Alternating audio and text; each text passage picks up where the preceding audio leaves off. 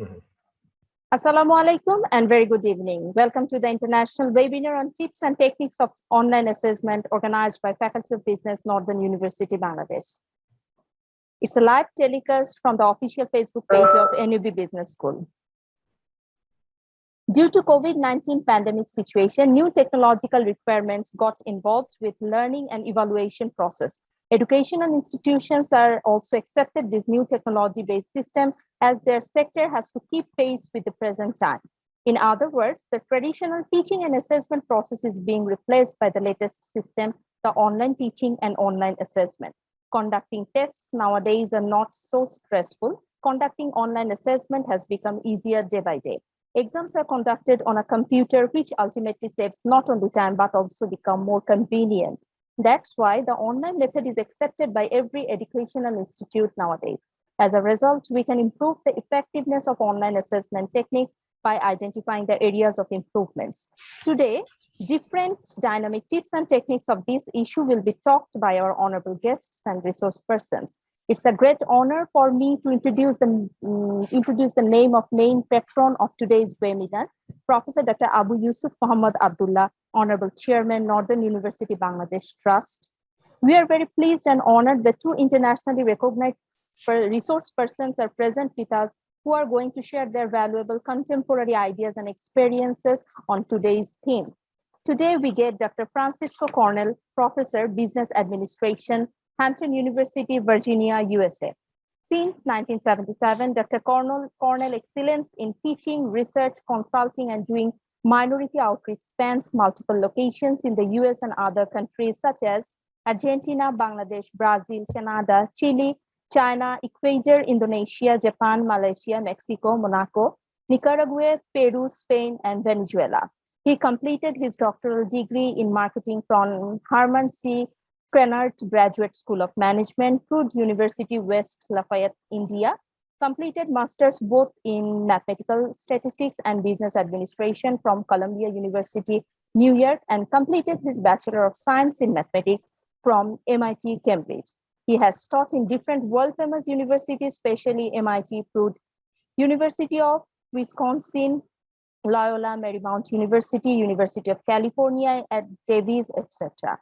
He has authored and co-authored numerous journals, articles, and maintained relevant research programs, and one book of marketing management published by Prentice Hall.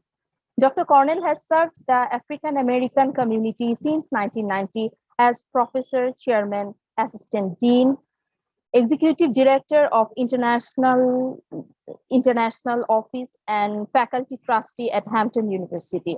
Moreover, he was the E.L. Ham Distinguished Professor Awardee. Welcome, Dr. Cornell, in our today's webinar. Today, we also have Dr. Sita Vanka, Professor, School of Management Studies, University of Hyderabad, India.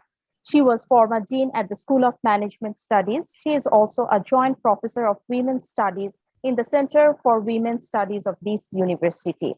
She has over 3 decades of teaching and research experiences in different areas of general management, women's studies, human resource management, entrepreneurship, and educational management. She completed both her doctoral degree and MA from Osmania. Her academic contribution brought her membership for several professional associations and accreditation agencies like NBA, UGC committees, NBC, etc. She also represents on many advisory committees and boards of studies of various universities and institutions in India. She is involved in teaching, training, consulting, and research in management for her huge contribution. She also got different awards also. Today, Professor Dr. Anwar Hussain, Honorable Vice Chancellor of Northern University, Bangladesh, is present as the program chair. Professor Dr. Nazrul Islam, Honorable Pro Vice Chancellor and Dean, Faculty of Business, Northern University, Bangladesh, is present with us as the chair of technical session. Honorable guests, this is Farzana Chaudhary, Senior Lecturer, Northern University, Bangladesh. Welcome you once again for today's international session. Today's program is divided into 2 parts. Now we are going to start our first part, inaugural session.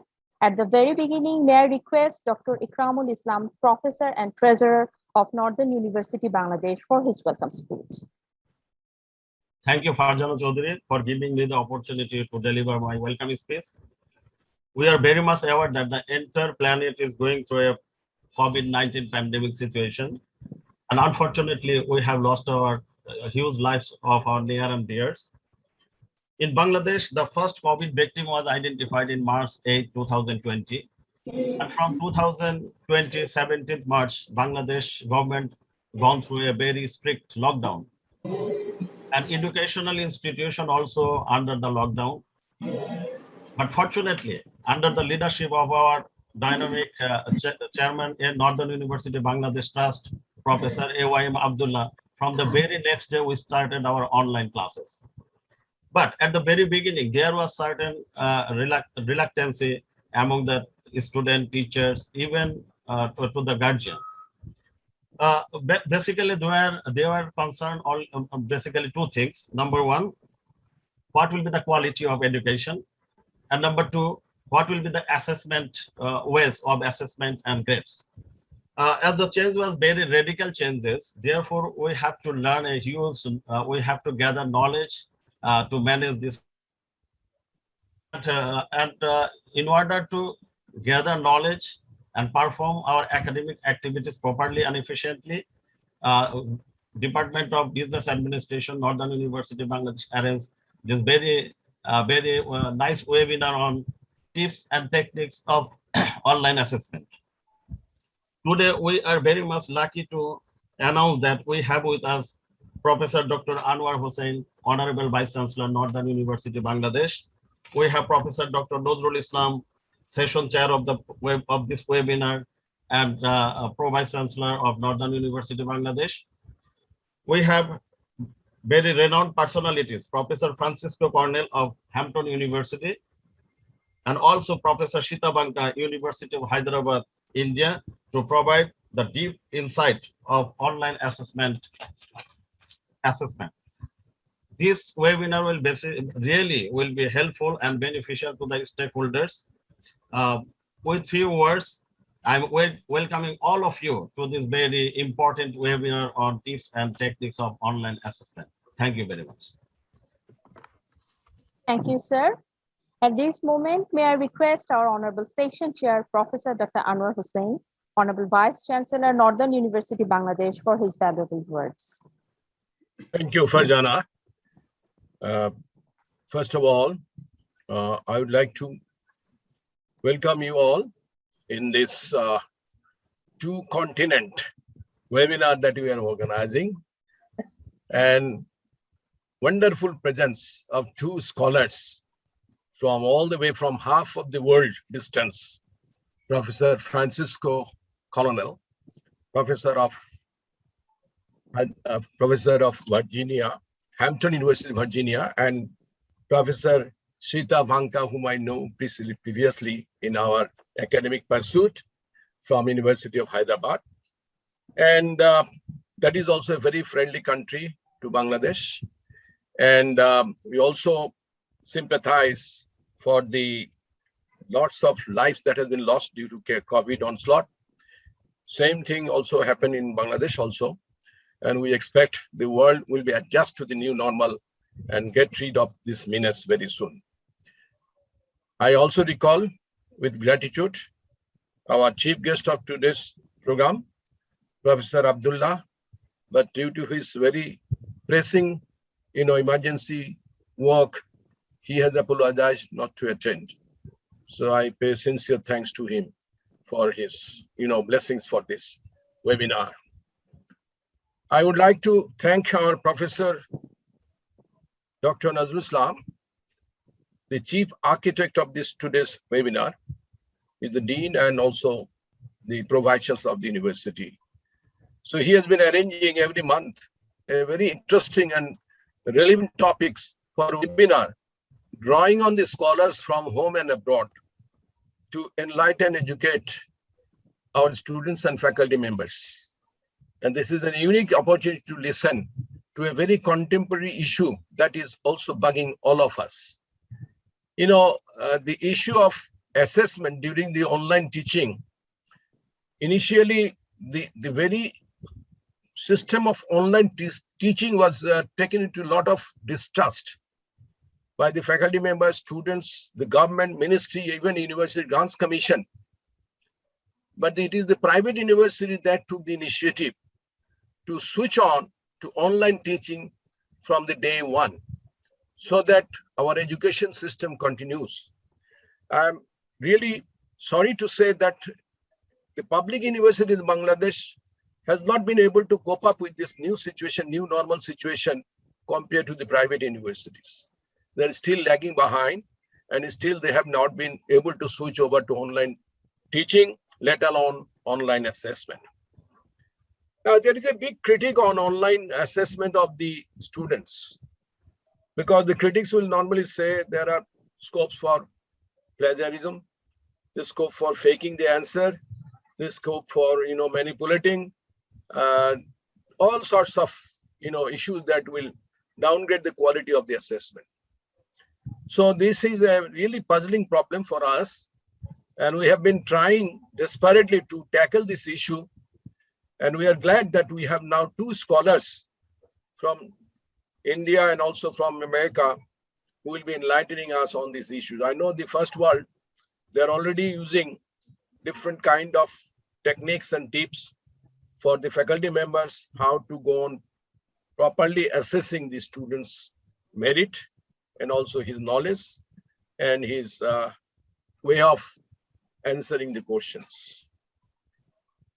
We maybe still have some doubts about the total, sanctity of the assessment. But in a situation which is as desperate as the COVID-19 situation for us, what else we could do? So I hope this evening's program, sorry it is evening in our place, but it is the morning in Dr. Francisco Cornell's country. So we'll be mixing up these two situations together.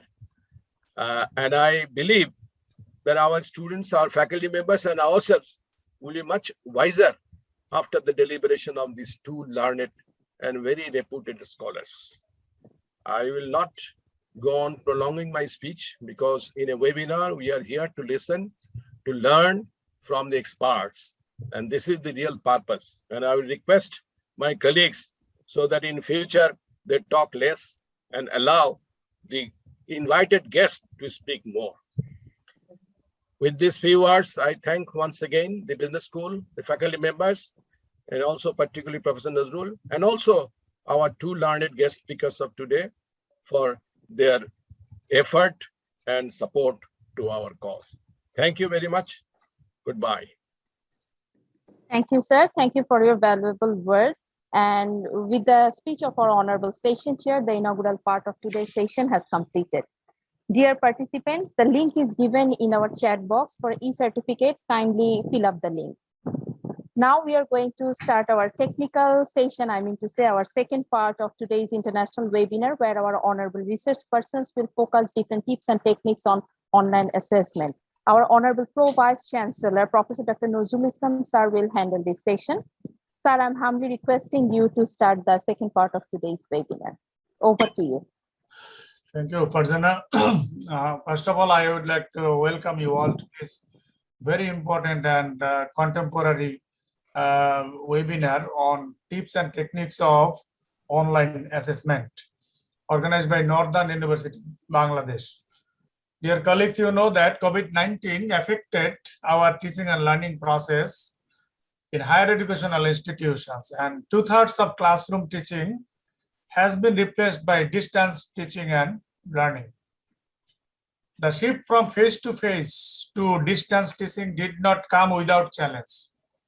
The main challenges are being access to technical infrastructure, competencies, and pedagogies for distance learning, and the requirements of specific fields of studies.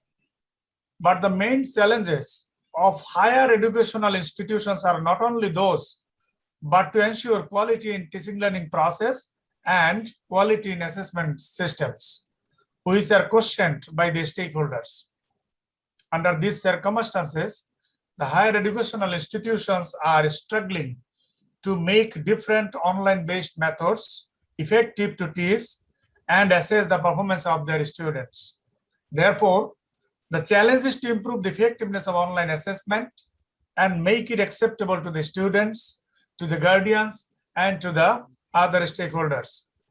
dear colleagues and participants, today we have with us two senior and renowned resource persons from two continents, as mentioned by our Honorable Vice Chancellor, to speak on this interesting topic. Professor Dr. Francisco Cornell. Professor Francisco Cornell is a professor of Business Administration, Hampton University, Virginia, USA, and Professor Shita Bhanka. Professor Shita is a professor of School of Business Management Studies, University of Hyderabad, India. Now, I would like to start with Professor Dr. Francisco Cornell. You have heard about Professor Cornell. Professor Cornell did his PhD in marketing. He went to Purdue University for PhD. He went to MIT, went to Columbia University, and many other universities he studied. He has a vast experience in teaching, in consulting, in research, and publications. Professor Cornell, since 1977, Cornell's excellence in teaching, research, consulting, and doing minority outreach spans multiple locations in the US and other countries, even Bangladesh, such as Argentina, Bangladesh, Brazil, Canada, Chile, China, Ecuador, Indonesia, Japan, Malaysia, Mexico, Monaco, Nicaragua, Peru, Spain, and Venezuela. Professor Cornell has taught at MIT, Purdue University, Purdue, University of Cincinnati, University of Wisconsin, Milwaukee, Loyola, Marymount University, University of California at Davis, and now teaching in Hampton University, USA. He is a senior professor, renowned professor, has a vast experience on teaching and assessment process at the tertiary level of education. Now, I would like to request Professor Dr. Francisco Cornell to say something about on the topic tips and techniques of online assessment. Professor Francisco Cornell. Okay. You're going to share the PowerPoint, correct, Nazrul? Yeah, Ibrahim, can you please share the PowerPoint? Perfect. Okay, excellent. Yes, sir. Well, here we are on a very important topic that is sponsored by one of what I said the leading university in Bangladesh. Northern University Bangladesh has taken the position of improving the education for all Bangladeshi people. As the previous administrator said, the private universities can move faster sometimes than other universities. And therefore, my topic will be on online assessment. Assessment is a very important process that can be displayed in four fundamental steps. First of all, we have to know where we are going. We have to have a specific written objectives. If a professor doesn't know where he wants to take his students, then the student might go anywhere. And at the end of the semester, there is confusion. So it is important that we share the objectives usually in the syllabus. And most of these objectives are very easy to accomplish because now all the publishers, all the books that come have objectives. So it's very easy. So it's not difficult. So second, we have to find ways to measure the extent to which students have met those objectives. So that's the green circle. Develop, select assessment measures. Now, how do we measure? It's very difficult to measure knowledge. I remember when I was young, I thought everybody learns like me or my brother, and kind of easy. I have one brother who doesn't study, but he learned just by listening, and he has this very perceptual skills. My other brother learns by reading mathematics and understanding the abstraction of it. And I learned with both ways, okay? So then we have to create experience leading to outcomes. That is the purple. And the outcomes should be for success for the students. And then discuss and use assessment results to improve learning. So that is what we call continuous improvement. We're always trying to make it better. Now, assessments in terms of the traditional mode of teaching, we all know it's somehow easier because we are looking at the student. We receive the feedback through their eyes or through their voices in class, and we can see that a student is not here, not there. In an online environment, and particularly when there is, when you don't use Zoom, for example, initially I was very reluctant on using Blackboard because Blackboard only allowed me to use 2 students at a time. So I didn't know what the other students are doing. So some students could be taking a nap or watching Netflix. As a matter of fact, one of the students, when I asked, I was going to give an assignment. We can move to the next slide while I talk.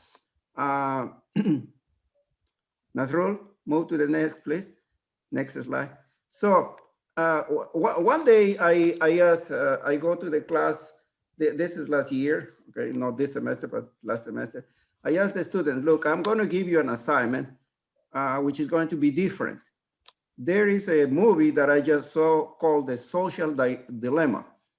And I said, but I will not want to assign you if for some reason, 1 or 2 of you does not have access to Netflix. So I said, please raise your hand if you have access to Netflix. And guess what the student said? All of them raised their hand. Okay, so all of them have access to Netflix. And one of the students says, Professor Coronel, as a matter of fact, I'm always watching Netflix when I'm in class. So I said, okay, no. That's not gonna work in my class. So let's go back here. So the objectives should be intended to instructional outcomes. So what we want, specific and measurable, not broad and intangible, and then concerned with the student learning. It's not about us. It is not about us. Okay, next slide, Professor. So here, all of you are familiar with this scheme, which is we want to measure. So there are different levels of measurement. At the lowest level, we have measure of knowledge, comprehension, application next, analysis, synthesis, and evaluation to make a judgment. I focus on my graduate students in the Bloom taxonomy that we just saw. I focus on the latter one, analysis, synthesis, evaluation. Do I check for knowledge? It's a given. The student has to come to my class having read the book, having done some short quizzes. Nowadays, most of the books come with Connect. Connect is a learning management system where, in fact, it is very easy for me to assign questions and multiple choice questions. And in fact, it is relevant for me whether they cheat or not, because it counts for 0 points. So that knowledge counts for 0 points. Then comprehension, there is some tutorials, then application, multiple choice, short answer, how do you solve this issue, how do you solve this problem, that counts. But my emphasis is on analysis, synthesis, and evaluation. Are all the other prior steps important? Yes, okay? So it all has to be controlled. There are 2 major types of assessment. We call them formative assessment and summative assessment. Informative assessment provides students and instructors with timely and frequent feedback on mastery of course material and learning objectives. In essence, instructors are sampling student learning and providing feedback based on the result of modified instruction and learning experience. Students can use feedback to identify areas of weakness for further study. So that is where we share, okay? We share the basic knowledge about the material. But then summative assessment is when we understand, do they actually understand? Can they make a statement? Can they solve this issue? Can they transfer this knowledge to other areas? So that's summative assessment. Next one, please. Now, there are different ways. This summarizes very well the formative assessment on the left and the summative assessment on the right. But in fact, it is in the middle where we have to be, okay? It's a combination of both. So we have different ways to measure, and I will go into this a little bit later on, but then look at this. Case study. For graduate school, I focus on case study. And I focus on paper. They have to write paper. The self-assessment, I give very little weight to that, but it's important. Simulation, I like simulation, but simulation as of today is very expensive, okay? So with Prentice Hall, with all the other Pearson, if I ask my students for a simulation, they have to pay more. Right now, it's like for my graduate course, the cost of Connect is like $120. They can assume that with simulation, it would be more like $250. So that's too much. So there are some simulations that you can get for free, and I have shared some of those there. So there is a reflective journal that I usually use at the end of the semester so that the student can say, where did they start? What did they learn? And what is the outcome? So I learn a lot out of these reflective journals to update whatever works, whatever it doesn't work.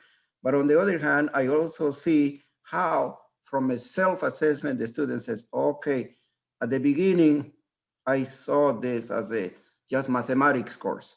And then I realized that I needed this to do the evaluations for the cases or whatever analysis they were done. Then the summative assessment, we use project. Here is, go ahead, Nazrul, the next one. Yes, here is, I do not like this slide very much because it's too congested. So I'm just going to summarize, okay? You all have used discussion posts like boards, blogs, chats. So it's an opportunity, and then Professor Islam is going to share these slides with you.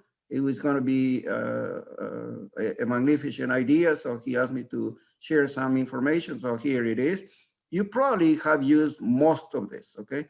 I use this to create collaboration among the students. They like it. They want to show, they want to share their knowledge. So it works so well. The discussion board is highly utilized. I use it a lot in different ways, in all ways, in fact. Everything has to be on the discussion board. If it is not in the discussion board, whether it is a project, it is a paper, it is not there. Okay, so I don't accept that they send an email. It has to be there. It has to be there. Unless it's a very sensitive issue, then I accept email. All right, so chats, all this is very important. Then we have the quizzes. In fact, the quizzes, I give zero points, as I told you, but they are very important. And the way I check is at the beginning, I give them the chance to do many times. Okay, they can take the quiz many times. So out of 25 points, I see that the students are getting 25. So after 3 quizzes, then I close the ability to redo multiple times. So they have to do only 2 times. And then at that point, they just don't get 25. Some get them 10 points, some of them get 15 points. And then at the third level, I just give them one choice or one chance to do the quiz, 25 questions again. Some people get 5 points, some people get 25 points, very rare, 25 points. And, but still it counts for 0 points. So they self-assess themselves with these short quizzes. And most of the time they, initially I use the test bank, but then I realized that they can use Chegg or other websites that they pay and they get all the answers. And in many cases, some of the answers are free. So I tweak it, I change the numbers or I adapt to whatever I have taught in class. So there is some feedback. Then the midterm and final exams. This, I don't know what is the law in Bangladesh, but here on an online assessment, I use Blackboard, of course, because it's required by our university, but then I use Respondus, where in fact, the camera is looking at the student. So if the student is watching, looking at somebody or listening to somebody, then it gives feedback. But in addition to Respondus, I ask the student to have their cell phone or some other laptop where they're using Zoom, and I see their workspace. So it's kind of like here. So they see the workspace. I see the workspace. So it's from a perspective. So it's all covered. Why I do this? Well, I do this because I'll explain later, okay? Then projects, I give them a lot of projects too. Do this, do that, calculate the consumer price index, and I individualize it. So the consumer price index, I said, this is the basket of goods. The basket of goods, and then where are you from? Somebody from Maryland, somebody from California. So I said, call your mother. Ask her how she defined the basket of goods. So these projects cannot cheat on this. They're different. Now the methodology is there. So in all my assignments, I try to avoid that they are copying something standard.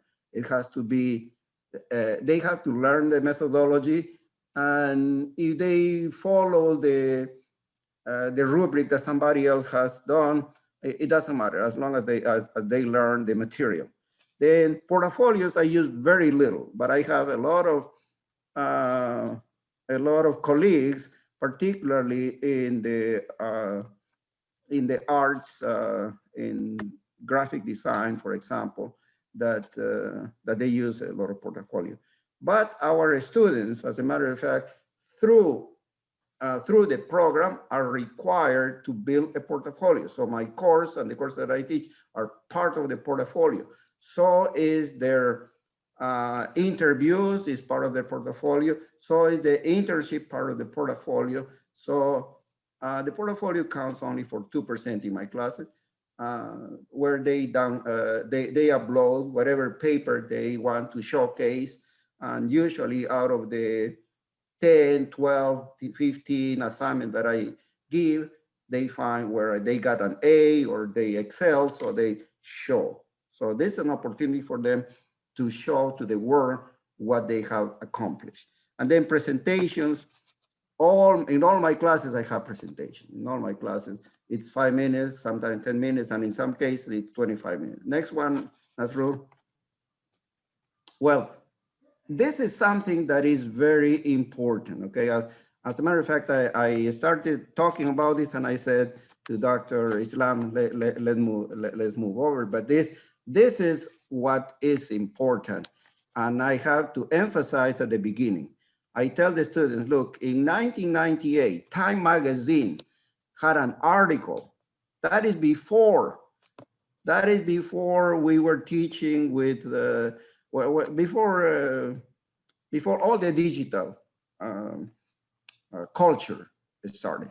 In 1998, Time said that 98% of American high school students cheat. I mean, no cell phone, no cell phone. no laptop, and they were cheating, 98%, or plagiarize, copy the paper. Some of them didn't know that taking almost the whole paper from somebody else was plagiarizing. So at Hampton University, we distinguish ourselves for using the 3 C's. That means character building. And I emphasize that character building means doing the right thing when nobody is watching you. So I said, you can cheat, but you're cheating yourself, okay? So the other is culture and the other is community. Go back, Nathan. Go back to the previous one. Okay, community engagement, that means networking. And we say, watch your back.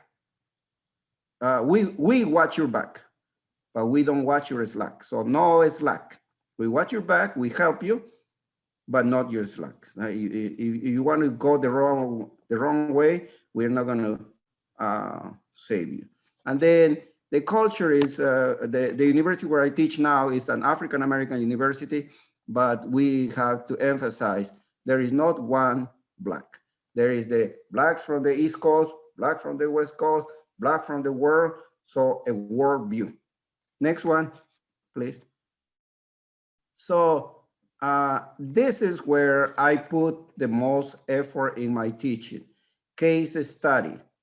The case studies can be used, I use both individual and group assessment. And then also the first one, it is the one that I present to the class, okay? And I say, read this and then write 2 lines on how you solve this problem. So then I train them how to analyze a case. I give them mathematical tools in other courses we have. It's very well developed by the course, by the prerequisite. They have to take first accounting, finance, principles of marketing. And then when they come to me, they already know this material. So then we can apply. There is an issue whether this one, go ahead. For example, I use the case Dermavescent, where we introduced the concept of cannibalization and the Ansoff matrix. A lot of students don't understand that companies, they have to introduce new brands. Coca-Cola, classic. Then comes Diet Coke. Why? Because if they don't introduce that, then Pepsi-Cola will take that market segment. So the new brand is going to take products from the old brand, and that's okay. Our company will grow. So then how to use an Ansoff matrix through the Dermavescent. And Southwest, I show them how to use the power of Excel to calculate the daily operating profit through different routes, Los Angeles to San Francisco, et cetera, but use the power of Excel, and they love that, okay? Now, this is more the use of cases. All these cases to the left are cases in the book. And this is my approach to emphasize the global perspective of our education. The first cases are in the textbook, and they pick one case. It's sometimes individual, sometimes a group of 2 or 3 when the class is too big. But I've been fortunate last semester that I only had 15 students in each one of these classes. So I had like 20 cases. So I mean, the book had 32 cases, I'm sorry. So in one class, I gave 15, in the other class 15. So I still had 2 cases left. On the other hand, if you look at this, the case is Tesla. That is in the book. But now they have to create a new case. And the new case is Nayo. Why? Because I try to tell them we are competing with China. As a matter of fact, I put the word, we are at war with China. So they like that. When I put, we are at war with China, I don't tell them that we are at war with Bangladesh because they run scared. I mean, those Bangladeshi students, I don't know how they excel. I've seen so many of your students that are excelling in Minnesota, in Kentucky, in Florida. It's amazing. Your students are amazing when they come to the United States. It used to be that the Chinese students and the Indian students came and stayed here and we could hire them. We cannot hire some Chinese professor anymore. We cannot hire Indian professors. And probably we'll be hiring now the best from Bangladesh, okay? Anyway, Ford versus Tata. The Tata case is not there, so they have to create this case. Costco versus Carrefour. Carrefour is not a case, so they have to create. All those on the right, the students have to create. And then at the bottom, I just put, I have many, many cases, but I just put Mattel, and the student has to find out what is the competition. So they find a competition from Italy or from Spain, TJX, and then Walt Disney competition from France, Asterix. So this is, there is no way for them to cheat, number one. And they like it because they expand their global perspective. Next one, please. All right, so these are experiences and observations. So this is important in the sense that you want to emphasize how does this help or doesn't help them. The papers, in the papers, I have done a lot of different ways in which the students have to think outside of the box. I use this particularly in a course that is called International Management, okay, and International Marketing. The paper is a 10-page paper where we use the textbook for the terminology. And then I use a literature fiction book. And the student says, what? This is the School of Business and you are assigning me to read Les Miserables, you are assigning me to read this book by Victor Hugo or this book by the Nobel Prize winner, because the book has to be literature fiction written by a Nobel Prize winner or the best writer in that country. So when they take India, for example, they pick the book by Bikram, A Suitable Boy. So that's a big book. And so the assignment is kind of easy when you have a big book because there is a terminology of, let's say, 500 words that they learn in the course, and it's kind of easy to make a comparison to the book. Okay, so they learn the terminology and they expand their global perspective in literature. And then at the beginning, I got a lot of flack from even the other professor. I said, hey, this is a School of Business and our students don't need to read literature. I said, well, they were supposed to read that when they were in English 101, English 102, but they never assigned the big books.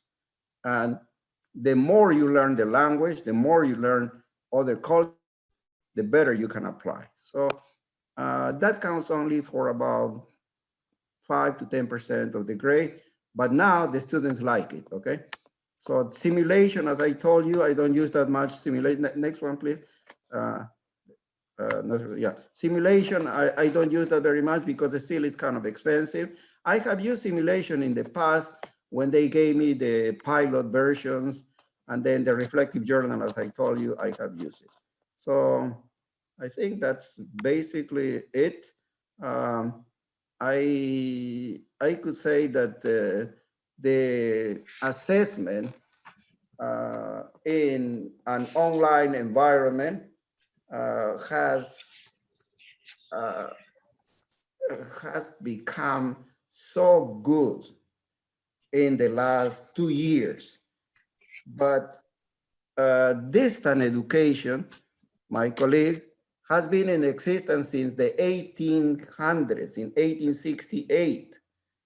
Okay, so distance education, I remember in the 1960s, one of my brothers, because my father said, look, I don't know whether you're going to be an engineer or not, it's too expensive. I'd rather that you be an electrician. So he was in high school, he was the second year of high school. And my father told me that, yeah, you want to be an electrician? To my father, no, I don't want to be an electrician. I'm going to be a mathematician. Okay, so he says, you're going to start by being a mathematician. You're not, nobody's going to hire you. So I don't care. I said, I don't care. So, but my brother was a little bit second one. He said, okay, he listened. And then my father bought this correspondence program that was sent from the United States to Peru in Spanish to learn how to be an electrician. So he had to take the test, and then he was honest. So distance learning has been with us for a long period of time. The evaluation have taken different ways. I remember when I was teaching at IIT, the Illinois Institute of Technology, I was in the School of Business, and then the next building was the distance education. And I saw later on, I saw some people that got their masters in electrical engineering from IIT, and they were doing fantastically well. They were teaching at that time with television. They broadcast through television, and they got the assessment via written mail. Okay, just the regular mail. Now, I think we have a lot of tools, and you will be more surprised when you hear Dr. Sita. She is an outstanding, she has an outstanding experience in the Bangladesh, the Indian environment, and you will be dumbfounded. You will be impressed. Okay, so this was my preview. Some people think they say you're not American. How come you be American? You look like Chinese. Well, unfortunately, I'm an American, or fortunately. Okay, guys, I think I now wait for Dr. Sita Vanka, and then maybe later on we take some questions. Okay. Yeah, thank you, Professor Francisco Cornell, for excellent presentation and sharing your valuable experience with our colleagues and with our faculty members. Thank you very much for sharing this valuable experience. Now, I would like to request Professor Dr. Sita Vanka. She is a professor of School of Management Studies, University of Hyderabad, India. Professor Sita is the former dean at this school, and she is also a joint professor of Women's Studies in the Center for Women's Studies of University of Hyderabad, India. She has over 3 decades of teaching and research experience in different areas of general management, then women's studies, human resources management, entrepreneurship, and educational management. She completed both her doctoral degree and MA from Osmania, and her academic contributions brought her membership of several professional associations and accreditation agencies like NBA, UGC, committees, NBC, etc. Professor Sita also represents on many advisory committees and boards of studies of various universities and institutions of India. She is involved in teaching, training, consulting, and research in management. And for her huge contribution, she got different awards in different times. Professor Sita, thank you very much for joining with us. Professor Sita, now I request you to present your paper. Thank you so much. Am I audible? Yes, you are audible. Yeah. So, well, my co-panelist, Professor Cornell, whose presentation experiences have been a good learning event for me. I would also rather use, although we use most of the things, business management is universal, so at the, I think, I request the audience to bear some kind of a repetition, because, whatever we say, our experiences will have content which he's already, spoken about. But all the same, let me at the outset thank Professor Abdullah, the chairman of Northern University, Professor Anwar Hussain, Vice Chancellor, whom I know very well and met a number of times, Vice Chancellor of Northern University. Professor Nazrul is somebody whom we always meet. Thanks, he always comes and meets me whenever he comes to MDSA, and the affection, the respect that he shows, I reciprocate the same. Let me also kind of remember respected Professor Shahid, whose invitation his students PhD Viva is what I was there in Bangladesh. Yeah. Shahiduddin Ahmed, Professor Shahiduddin Ahmed. Yes, Professor yes. Shahiduddin Ahmed, yeah. Shahiduddin Ahmed, yeah. So he has been, very nice, very kind, and Professor Rab again, whom I respect a lot. Professor Mannan, for that matter. Yeah. So all of them have visited our university, and they have also I had a chance to meet all of them on when I visited Bangladesh, excepting Professor Mannan, who went to Chittagong for Eid. I came around the Eid time and he went to Chittagong at that time. So I really share a number of happy memories of all of you, and I thank all of you for having given me this opportunity to share my experience. Well, a few disclaimers even before I start off my presentation. Let me just pull out my presentation. Oh, I think the host has to give me I think you have to make me host to share my presentation. I think you have given permission. But I don't have the. Yes, I have the share screen. Yes, Yeah, yes. please. Yes, yes, yes. So that way, when we talk about the tips and techniques of online assessment, let me tell you let me a few disclaimers before I just go ahead with this. I'll be sharing my experience today. What happened to this? Yes, I'll be sharing my experience today, and whatever I have drawn, and whatever. Are you able to see my? No, we No? cannot see. We cannot see your slide. I think something has been done. I'm sharing anyway. As I started screening share, it is written Yes, here. yes, Shita Vanka I has did started. that. So you Are you can able go to see it now? Yes, now okay, okay. Okay, Fine. so yeah, I would be sharing my experience. Second is whatever I have drawn, I have taken from the research and studies to support and structure my views and the statements that I have made. I'm not speaking anything which is my own, excepting my experience. Well, assessment is part of our academic work, but being a part of the committees at the national level enriches, our experience, and that is where I think I draw my strength and the confidence, to go about with whatever I'm talking about today. Well, as part of introduction, I think this is how I would go about. I would just introduce and say what is assessment, etc. What is a student perspective as far as assessment is concerned? Why do we need assessment? I will not elaborate because Professor Cornell has already spoke about the purpose of assessment. There is a framework which gives, Carlos is one who has given a framework which helps us a lot in assessment. I will also talk a little bit about how do we as teachers design the tasks.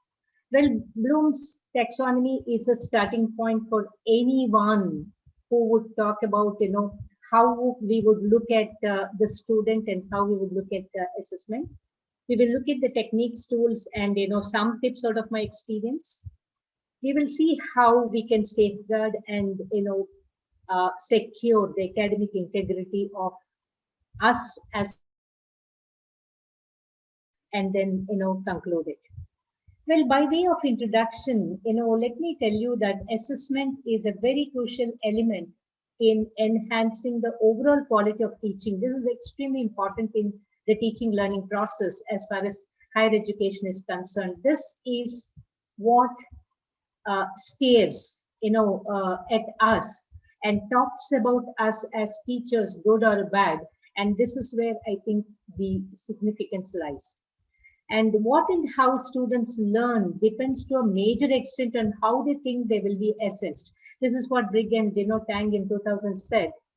How the students would learn depends to a major extent on how, how they think they will be assessed. So all assessments lead to some amount of, definitely a student learning, but the fundamental challenge lies in stimulating the right kind of learning. So this is where it's a challenge in front of the teachers. So it's very important that assessment practices are designed and that they send right signals to the students as to what they should learn, how they should learn, and what will happen, what the consequences if they are able to learn, what is told.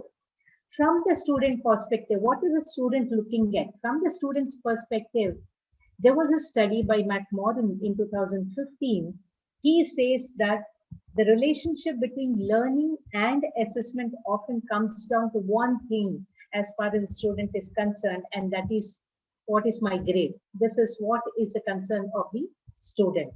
And this problem arises because an assessment is usually about, several things at once. That means we look at an assessment about several things. We will look at, what are all those things that we as teachers are looking at when we're trying to assess.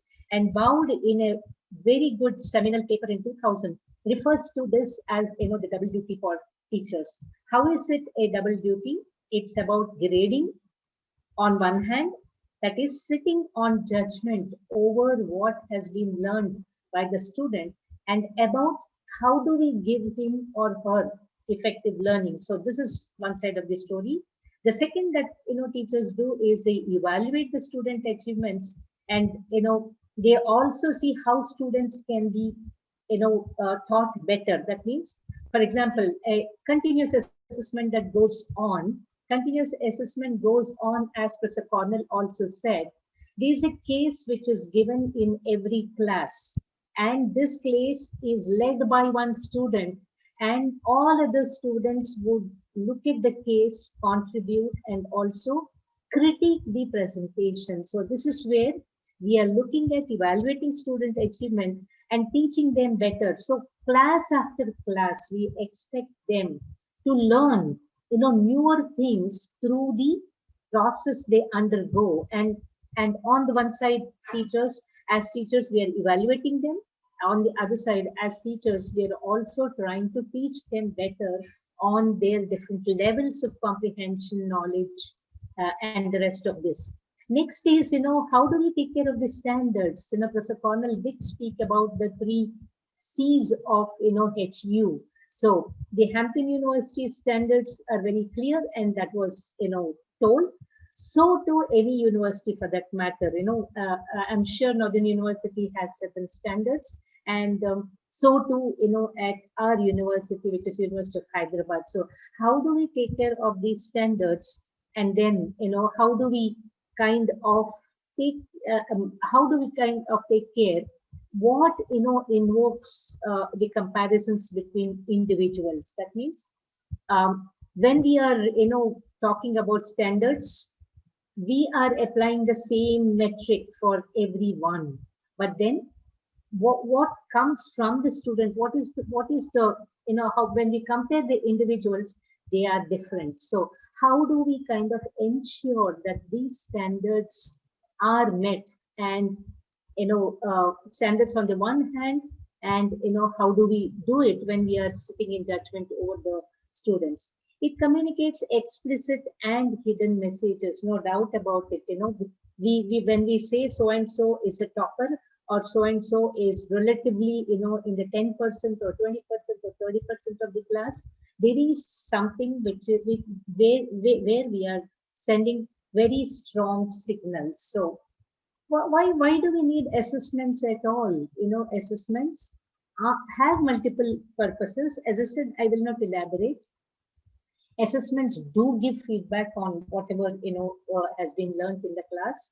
They facilitate improvement, no doubt about it, because we tell them this is how you have to do. For example, continuous assessment, when we talk about how students lead and what are the gaps and how they can overcome those gaps. So this is something which is feedback given, which facilitates improvement in them, and which will also measure achievement, because we are grading them. It is a continuous assessment, so we are grading them, we are measuring their achievement, motivating learning and maintaining standards. We are also motivating them to do better by giving them feedback. And then we are also trying to look at the standards that the university stands for, the values that the university stands for, and also our own personal standards and personal values based on the effort that we put in as teachers. So this is why assessment is done. Careless is one. Not only that, this is one side of the story, but as teachers, we also worry so much about the quality of the assessment. When we talk about assessment, teachers are more bothered about the quality. Professor Cornell was also very clear when he said that, and rather than the quantity.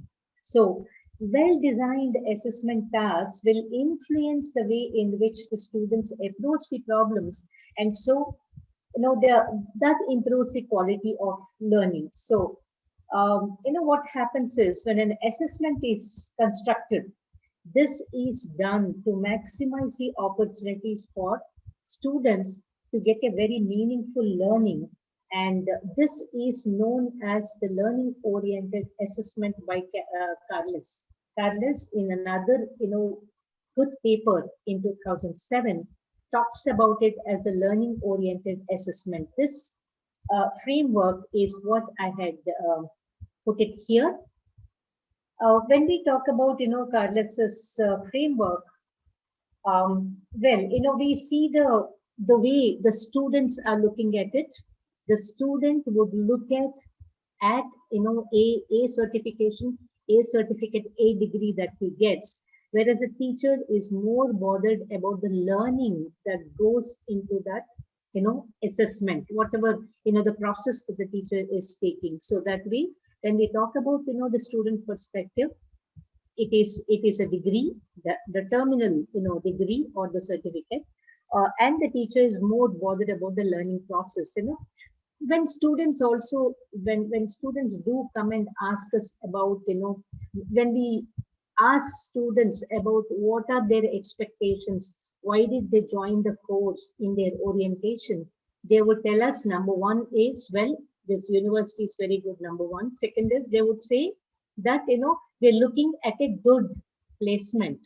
We're looking at a good degree, so that gives us good placement. So what do we say as teachers? We say you go through the process in the first, second, third, fourth semesters.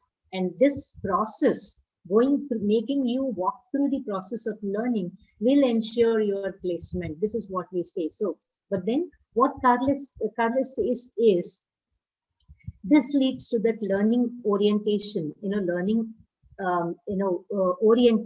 oriented assessment, which looks at assessment as learning. That means when we assess, it's a learning for the student. Again, student involvement, when students are involved in the individual and the group, in the group assignments that we give, or in the group presentations that we give, this involvement has peer and self-review. We ask them, okay, what do you think about your presentation? Do you think you have done well?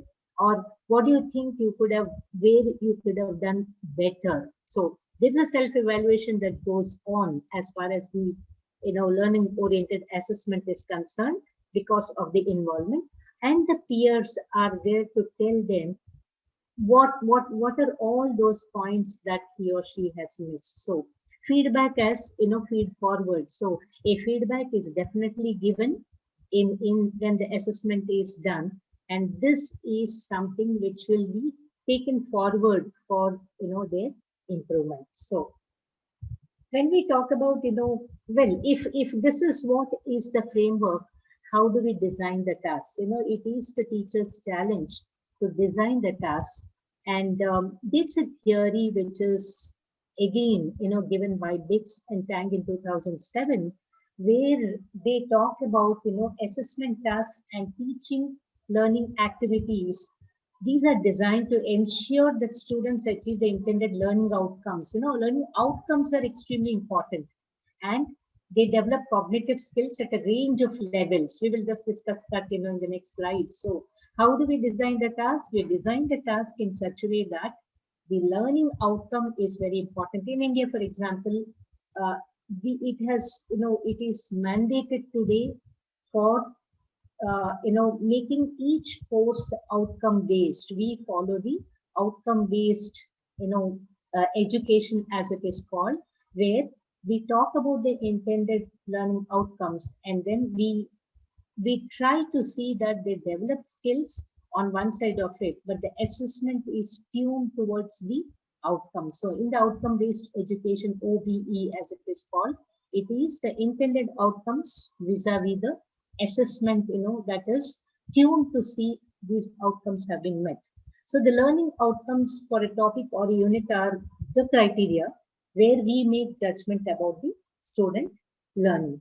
Whenever we talk about, the criteria, etc., the first thing that comes to our mind is the Bloom's taxonomy. He was very right. Professor Cornell also spoke about, the Bloom's taxonomy. When we talk about this,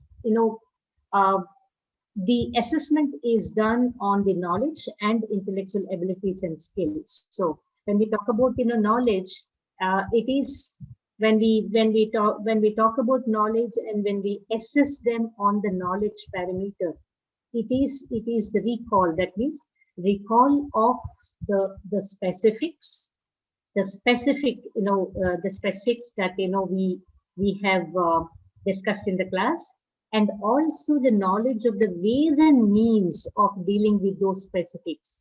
For example, if I talk about the change, if I talk about change, then they have to talk about what is so specific in that change, given an example, or what is it that makes change different. So that different, that word has to come out, that specific word has to come out when we are trying to make them recall the knowledge that they had achieved as far as the recall is concerned. Then they have also to talk about ways and means. What are the ways and means for that change that has taken place in an organization? If technology has been changed, then what are the ways and means? Is it the architecture? Is it the training? Is it bringing in new people? What are the ways and means through which that change has taken place? Well, they have also to kind of recall the universal and abstractions in the field, the knowledge of universals and abstractions in the field. When we talk about universality, then they have to bring about the global picture.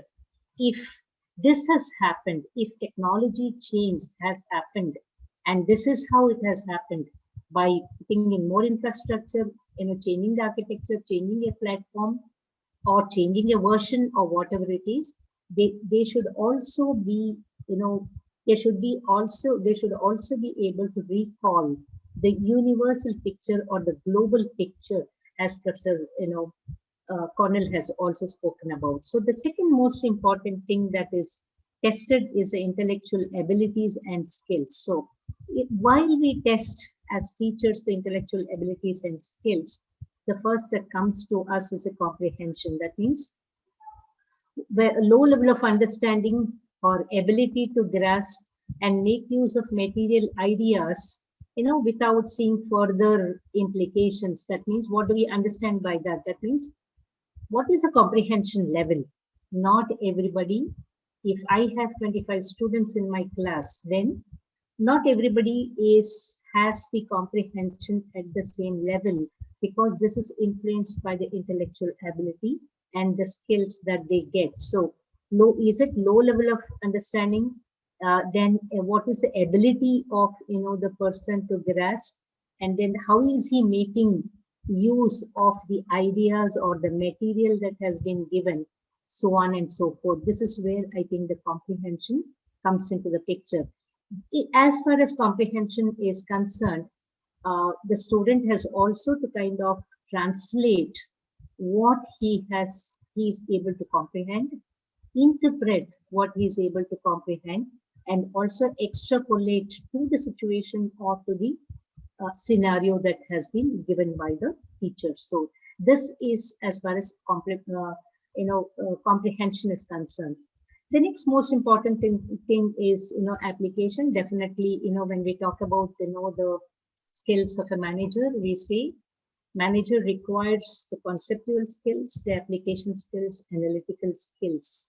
So if that is the case, when we talk about application, well, it is use of abstractions in specific situations. So when we talk about any problem, shall I go ahead? No problem. Please go ahead. Please go ahead. Yes, yeah. So this is when we talk about application, how is it that a student is able to apply whatever he has done? A theory, for example, maybe Kurt Lewin, Kurt Lewin's restraining forces and driving forces. So if that is the case, whatever driving forces, he should be able to apply when at scenario. Then comes, the analysis part of it. Definitely analytical skills are very important. He or she should be able to kind of break it down into constituent elements, and then he should be able to kind of establish the relationship between those, and then talk about in a hierarchy of ideas. So that is where the analysis skills really come into the picture. Then comes synthesis.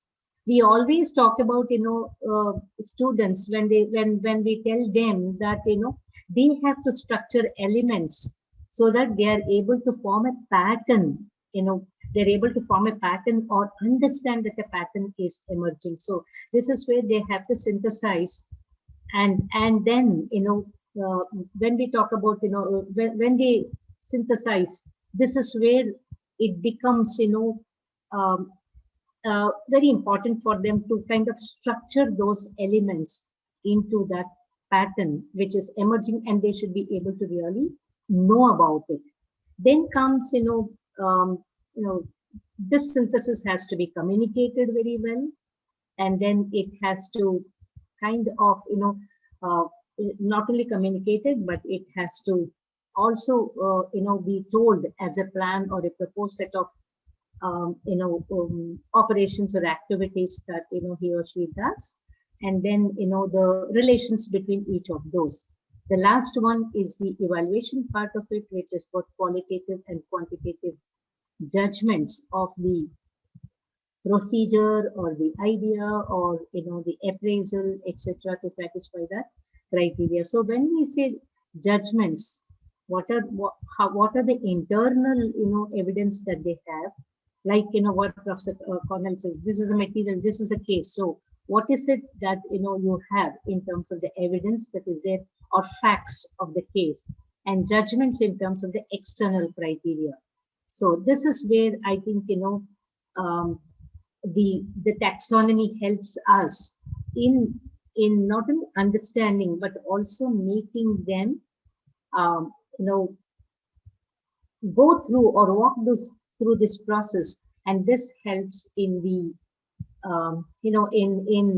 our assessment.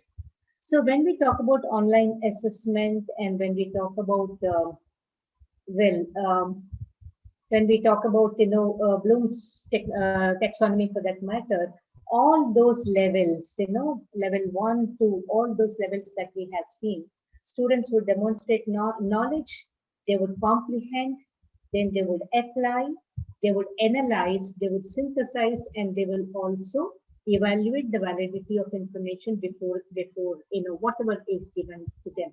So when it comes to online assessment and what are those techniques, Professor Cornell's slide was very clear. Well, the first and foremost is what we very normally use, which is, the MCQs, the multiple choice questions. These are, these are used to, test the factual, conceptual, and the procedural information.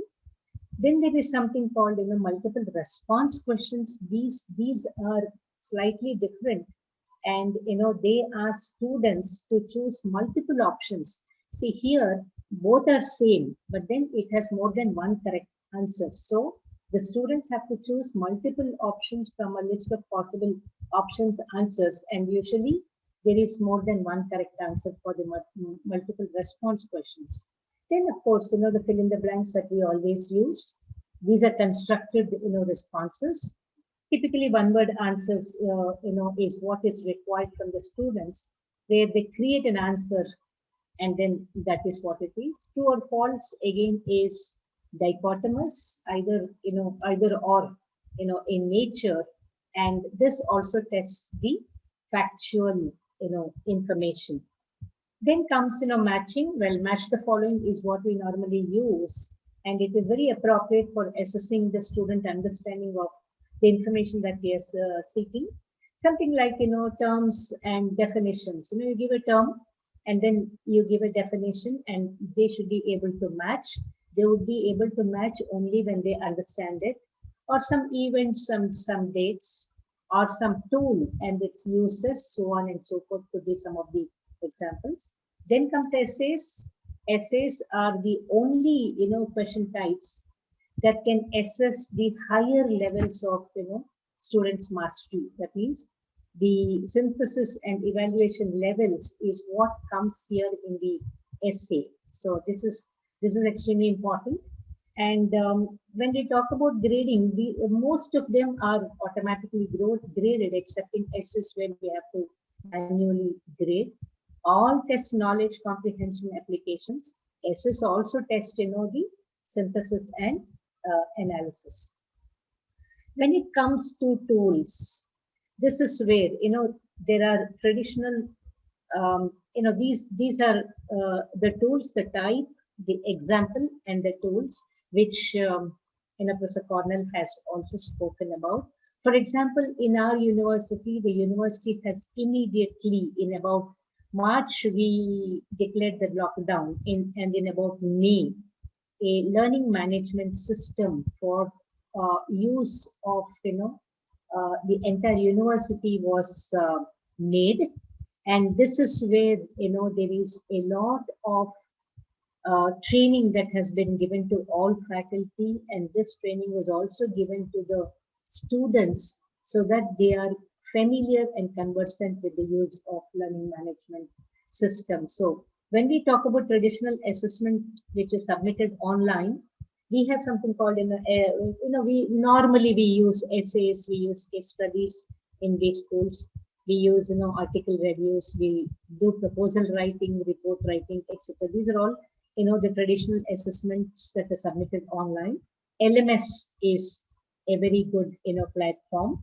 Then online marking and, feedback. These are the tools one can use. Automated online assessment. Well, all these, we use MCQ. It's automatically, graded. So anything that we decide can go into, the automated online assessment.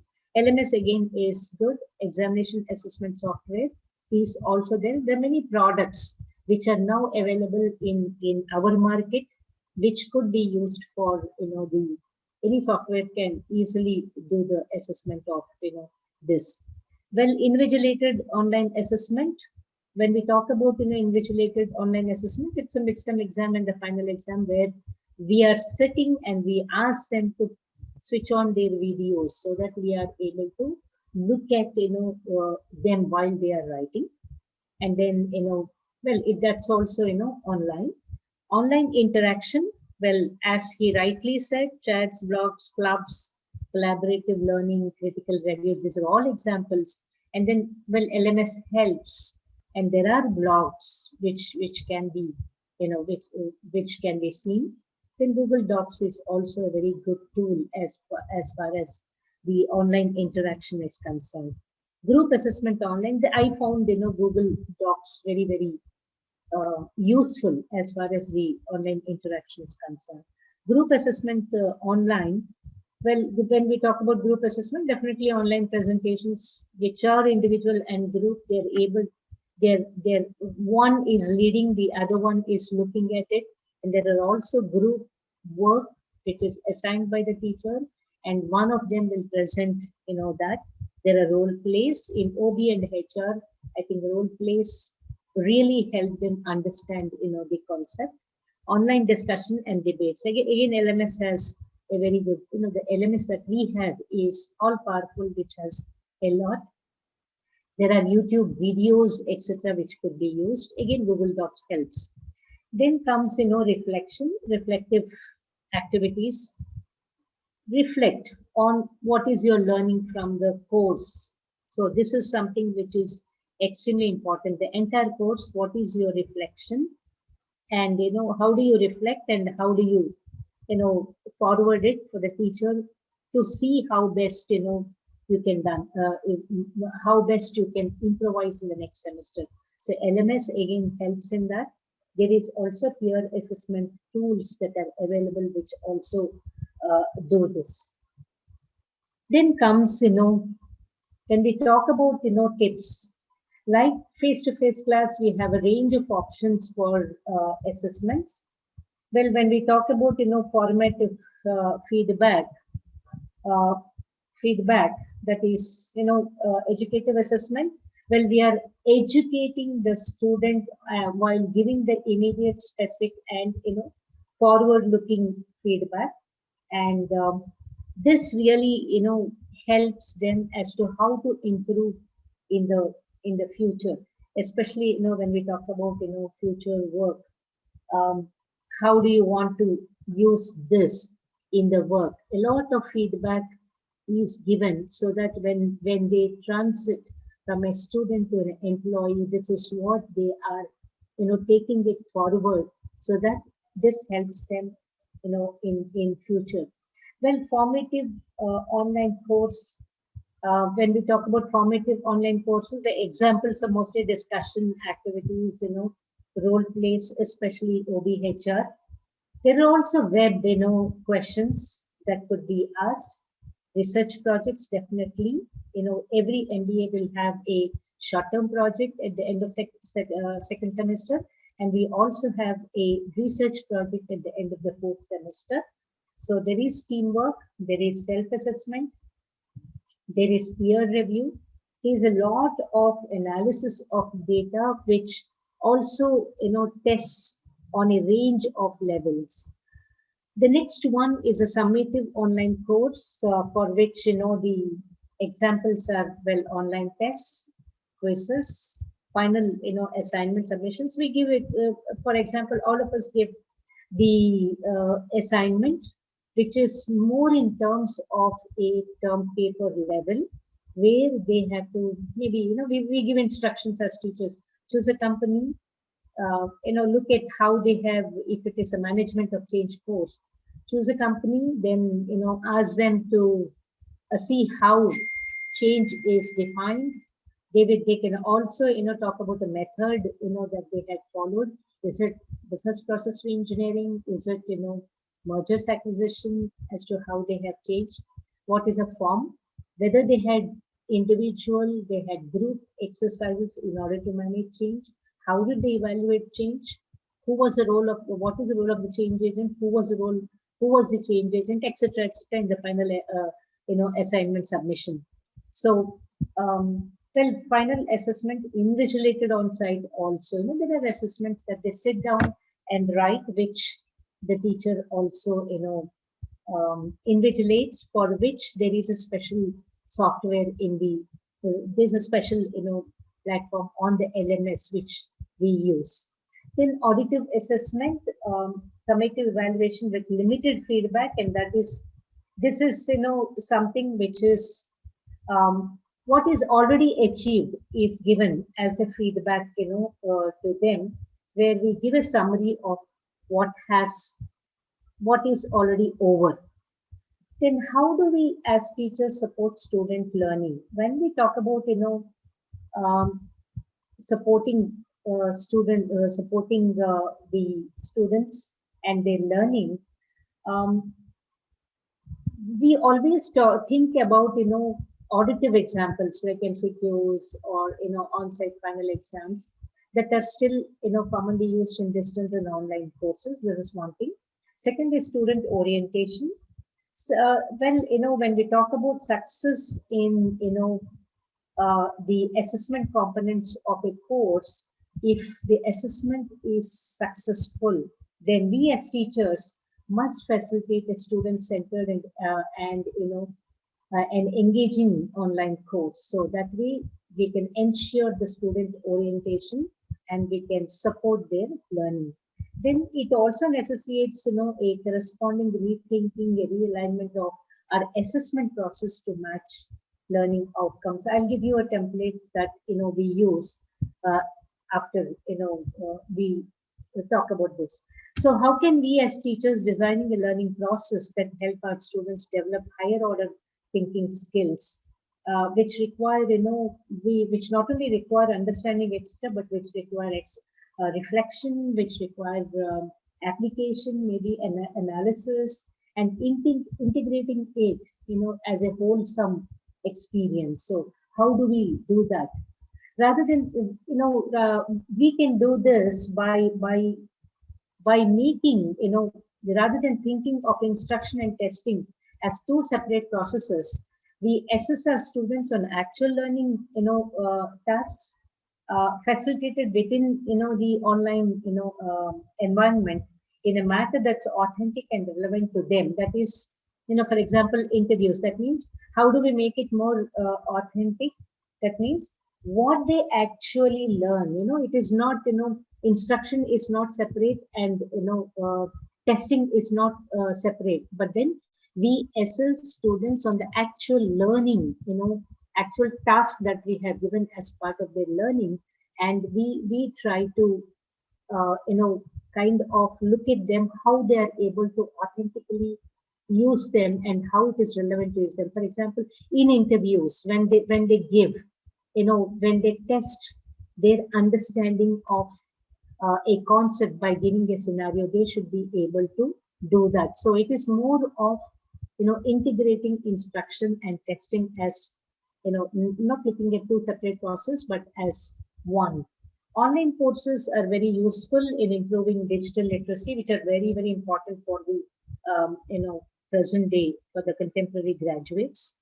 Well, educative assessments integrate learning and evaluation, uh, uh, integrates, learning and evaluation for an engaging student-centered experience. So what is more important is the experience of the student and nothing else. But then what is more important is when we talk about the values, when we talk about standards, when we talk about, the whatever we imbibe as culture for the students, how do we ensure the academic integrity of students? So this is very important, and this can be done in the entire online course, life cycle. So here are some ways in which we can ensure course assignment and assessment. In the course assignment and assessment design, we can see how do we engage students in a variety of activities. It's not just, one activity, but how do we make the activities many more?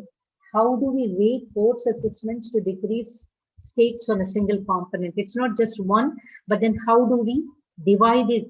Say if I'm giving 50 marks for continuous assessment, how do I divide it? One is 10, one is 12, one is 8, one is, another 10, so on and so forth, so that not one single component has, highest weightage. Reflect a process that incorporates scaffolding or sequential, work. So when we talk about that, how do we sequence this? How do we sequence this from the lower order to the higher order so that they are able to really, go strength in strength from lower order to the higher order ones. Design open book and collaborative assessment. That is what we are doing as of now. How are we doing it? We are absolutely designing, the open book and collaborative assessments. The second most important way in which we can ensure the integrity of students is the orientation for students. That means in the orientation that we give a kit where we highlight the policies which we get from the ministry and also the policies that the university has. And we also tell them what are all those academic resources as support resources from the university. And we create a culture. We talk about, how the School of Management family has a culture and how they should also be part and parcel of that. So the orientation of students is very important, where we highlight all these so that they are, at least told what is in store, for them. Then during this assessment process, also we can ensure the academic integrity. Well, by monitoring student performance across multiple assignments, it's not just one.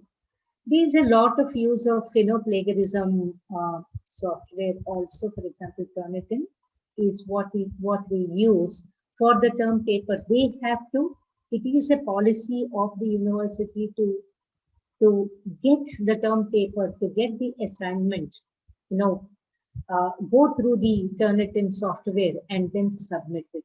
So along with the report. So this is something which is while, the process of assessment is on, they're told they have to do it and then submit the report. This is also true for the PhD thesis that gets submitted to the university.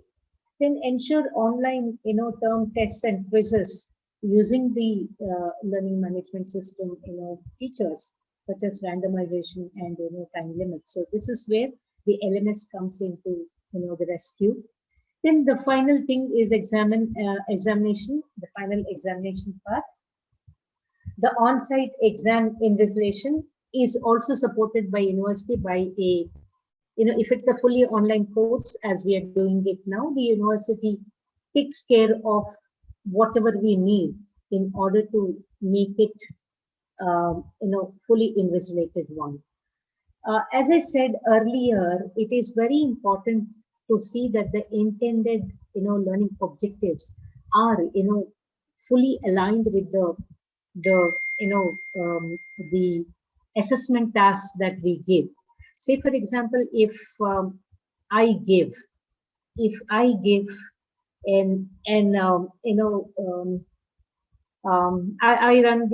take the performance management course, which is a HR elective. So one of the learning outcome is to come out with a form to assess the performance of maybe a HR executive, so or a HR manager, or an operations manager. Then, if that is the intended learning outcome, the assessment task, the first assessment task should be such that, as I said, it should be broken down into pieces. So the first assessment task is to, he or she cannot just go ahead, preparing a form. So in order to prepare a form, which is my intended learning outcome for this course, then one has to first know the task of identifying the key result areas. Once that is done, my AP2, which is the assignment task, the assessment task, is to go with the indicators which would help the individual to achieve those key result areas. The third one would be what kind of a training would be needed in order to kind of go ahead in the career or to improve the performance. So these are all assessment tasks that I would give, starting from identifying the KRAs to identifying the KPIs to identifying the training requirement and taking the feedback and counseling, so on and so forth, so that all this makes up as to how that student would be able to come out with my intended learning outcome, which is the, coming out with a form, an assessment form, a performance assessment appraisal form for HR executive or for the HR manager. So that way, what is more important is how do we align? Assessment must be finally, aligned with intended learning outcomes for meaningful results with the assessment tasks that we have on hand. In conclusion, I would like to cap it off by saying that online teaching learning, this has come to stay. It is going to stay for some more time. And we have to have a strategy as to how we would go on with online teaching and learning, and how we would strategize for the online assessment, which is extremely important. This is not new to the education sector. Not that this is new to the education sector. Our response has been immediate, but then considering the situation, but then this was used long back, right from the days when we were using the distance learning mode. So the usage, it shot to prominence because of the unusual circumstances, but the online assessment, which is part of the teaching learning process, is extremely important in order to see that the teaching learning process is complete and comprehensive because of the assessment that is made clear to the student. Well, technology has helped us a lot. It revolutionized the design and delivery to such an extent that I think the LMS really comes to our rescue most of the time. Well, it's a challenge, no doubt, to the institution, to the teachers, to the students. The response, at least in India, has been quite decent. Although, we hear mixed experiences depending upon the resources that are there in the institutions. As, Professor, Anwar Hussain has said, the private universities have taken a good leap forward. We public universities with good resources like ours, we have taken it, in the stride. We're all fine with having invested a lot of, resources on the infrastructure. But then, there are the institutions which are not able to really come up, especially as he rightly said, the public universities. But this is definitely going to be a norm for some more time. We don't know when, what, etc. But this definitely is going to be the trend. Although we don't know when we will go back to, or we have to adjust it to the new normal. Thank you for giving me this opportunity. How do I stop it?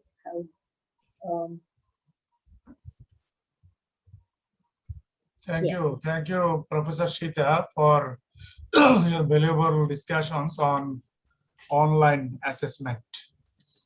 Thank you, Now, sir. now the floor is open. Floor is open for question. If you have, my dear colleagues, if you have any questions to our resource persons, then you can ask. Is it there in the chat box? Yes, chat box. I don't see any question. There's no question here. Or somebody can read out the question if it is there. I have a few queries to Professor Francisco Cornell. Professor Cornell, you know that in United States, in assessment and evaluation, students' performance evaluation, you ensure that the grades of a class should not be abnormal. That means normal, not exactly normal distribution, but should not be abnormal. But now, under this pandemic situation in this online system, how can we ensure this normal distribution in our grading in class? You said normal. I couldn't get exactly what you're saying. I wanted to say that we don't want that in a class. When we grade, the grade should not be abnormal. It should be Okay. normal. Yeah. And sometimes we use normal curve to Yeah. ensure the fairness in grading. So Right. in this online assessment system, how can we, you know that there are so many drawbacks and so many things are around. So under these circumstances, how can we ensure this fairness by ensuring what should I say, normal distribution in our class when we grade? Okay, that's a very, very difficult question, very personal, because you know, I'm a very demanding professor. Okay, so I have like 30 years of experience at this university. So I have seen like the best and the worst. So I have an idea of what is the best student and what is the worst student. So I have, and then the intermediate. So like a normal curve, as you say. But in this time of pandemics, as you probably will see today, our students, our listeners are multitasking. They are not in the classroom. Therefore, there is so many distractions. Okay, there is so many distractions, and the world in general, the world has become a distracted world. I see people in the street crossing the street where there is traffic, and they are like this. They're walking like this. Okay, so they are driving. They are driving, and then they are shouting at the boyfriend, the girlfriend. They are upset. This society is different. So we have to understand that. So the level of normality has changed, and I have to take the hit. You see, this past semester, I had to extend the curve on the lower side. Otherwise, these students would not graduate. However, I gave them alternatives, you see, because in my test, they couldn't perform very well in the problem test. So I had to give them other assignments, and I had to tailor to their passion, their experiences, and kind of individualize. So I don't know how other faculty, that is why I put some questions to some of the professors, and I said, for example, MD Masudul Hake, I know he's expert in mathematics. So that is different from my field, okay? I know Professor Mohammed Masharov, he's an expert in chemistry. I know Professor Nassim Akhtar, you have a dental surgeon teaching there. So those experiences are different from mine. So maybe their definition of normality is different in each field. Okay, so if they want to participate, I welcome that. That's my approach when I teach. I make sure that my students are paying attention. I make sure that the audience is paying attention. And so that gives a contribution. Thank you, Professor Nasrul. And another question, Professor Cornell, to you, asked by Salahuddin Ahmed. What is your suggestion for the students as how to keep them engaged in academic activities in these pandemic times? You have to bring the fear of God if you want some collaboration, because as I told you, there is so many things that are that are attracting them. So I guess in your society you have to bring the fear of Allah, but here we have to bring the fear. In my class, I bring the fear of Coronel. I have a reputation, you see. I have a reputation. So that helps me. But on the other hand, that reputation alone is not enough. As Dr. Sita Vanka said, it is a student-centered approach, and there's multiple, a variety. There is a plethora of strategies that you can use. So when you see her PowerPoint, you will see how successful she has been. And I have been somewhat successful, but I'm still dissatisfied because I'm a traditional teacher. You see, I'm a traditional teacher. I like to see my students. I like to talk to my students. I want to almost see their eyes and then see. But it's a different environment, and it's a challenge for all of us. Okay, it's a different challenge. We have to look for activities that are relevant to your audience. I remember, and I won't mention the name of this professor that came from Bangladesh. I was a visiting professor at my university. I mean, this distinguished scholar, he spoke British English of a high level. And when he came to Hampton University, Professor Nasrul Islam, our students are African Americans. They talk English, but different English. Yeah. So I had to ask this eminence who has PhD from Great Britain. I said, Doc, you got to learn African American English. And he did. He watched movies by African American with their intonation. So he no longer used the word schedule. He said schedule. Okay. So you got to connect with your students however you want. Yeah. Yeah, in the US, every English term has an alternative term.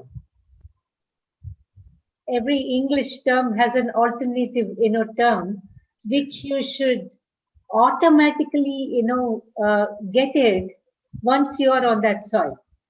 Once you come back, people won't understand here if you talk that kind of English and that terminology. That is how, the problem is when you're dealing with courses at two different, locations, at least geographies. Yeah. I Thank you, think ma'am. one thing that, a teacher can really have the attention of students. I sit here and start teaching. I was telling Professor Cornell in the morning that I had a 3-hour session. So if after every slide, like what we do in our distance courses, after some time you say, okay, activity 1, activity 2, or recall this, so on and so forth, which makes them get engaged because they know it is continuous assessment. This 3 hours is also being assessed. So it has to be, they have to be in the class. Otherwise, it's not possible.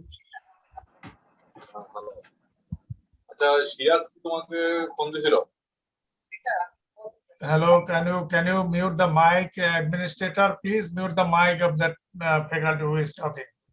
Anyway, thank you, sir. Thank you, Professor Cornell. I have another, what should I say, not question to Professor Shita.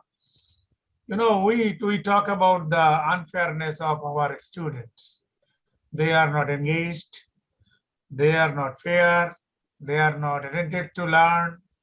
They only prefer grade and so on and so forth. But my question is, in this pandemic situation, in this pandemic environment, when everything is online, we are teaching online, we are grading online, everything is online. In this environment, don't you think that there might have a question of unfairness from the evaluator side, from the faculty side? And if it is the case, we see that average grading is given average. That means not evaluated exactly. Under this situation, what can be done to overcome this problem? Well, fairness, unfairness, I think, is something as a teacher, our personal value should be over and above that. Number one, we should be, as a teacher, we should be over and above being fair or unfair to any particular individual. Every student, any student is in the class is somebody who is treated equally, number one. Number two is having that personal ethic. I think, second, what we can do is probably, as you said, some of the students are extremely good. You are automatically, tuned towards them, no doubt about it. So, but I think we have to have our, ears and eyes open all the time because, well, once, twice, thrice, four times, maybe in about 40 classes, maybe first 30 classes, they must have been extremely good. So they win your confidence. You can be blind to, whatever, they say in the 31st class. That I think, we should not be. We should keep our eyes, ears open and then, read everything without knowing who, that person is here, without really keeping who, is really telling that point or anything. But then we should stick to our, principles of assessment of the highest assessment. Higher assessment will be given if it leads to class learning. Whatever we have the criteria, we should be, we should stick to that and probably grade there. And then right there, why we have given less for that student who's been a topper throughout. Probably it is up to us. It is, I think, we as teachers should imbibe that, quality of rising above the personal level and, be fair. But Yeah. from an institutional point of view, we see there is a deviation. We observe that there is a deviation, but from institutional point of view, or from ethical point of view, or from other point of view, what can be done? I think it is a challenge now. It's a challenge. Yeah. From an institutional point of view, yes, like what, we had discussed now, maybe, maybe assess on, smaller, amounts of your, which cumulatively goes into the grade on smaller, I would say amount of marks. Okay, say instead of 20 for one, give 5, 5, 5, 5, so that you're spacing that. Breakdown. Okay, this is one thing. Yeah, breaking it.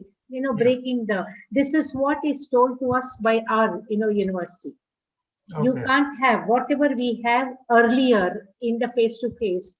It's totally different from what we are here. So a lot of research, a lot of thinking has gone from the institutional side to lay standards. And then we get those guidelines.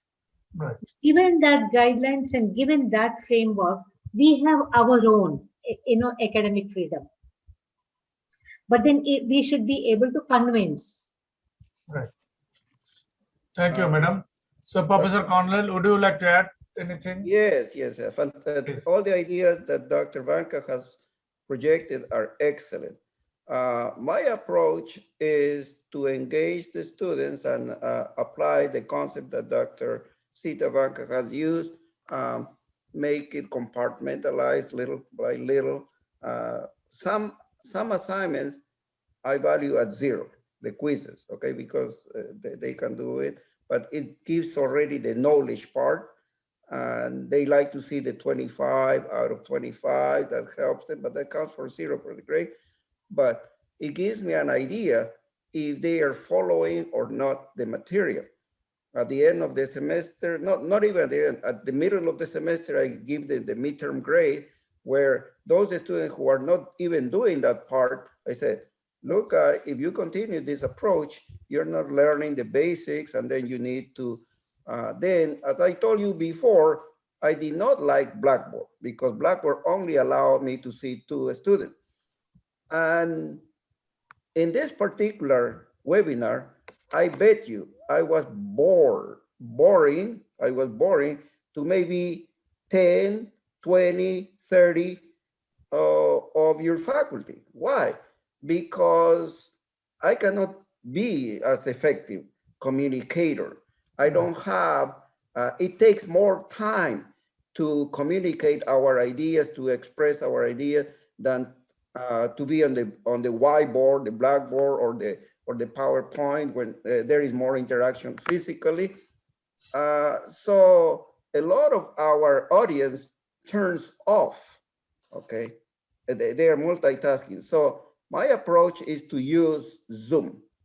And in Zoom, I can see their faces. I require that everybody is on their camera. It's a requirement. So I have the support of the president. My chair said she's very young, you know, so my chair said, oh, no. In New York, they don't allow the students to be seen because whatever. So I said, well, we are not in New York, so fine. So sometimes the young faculty may be afraid of what's going on. So don't be afraid. If you're allowed to use Zoom, I encourage you to use Zoom. I encourage you to use some other ways. Now, I don't want to be insincere. Teaching online takes more time, more effort. Yes. To learn. The curve is steep, but once you get to do that, then you appreciate the value of this. As a matter of fact, I used to give quizzes, but it cost me a lot because I have to type all these questions and then I have to use the Escantron machine. I had to go to a place where I use the Escantron machine and I have to, now we have such a methodology that all this can be graded online, okay? So I'm not going back to the Escantron machine.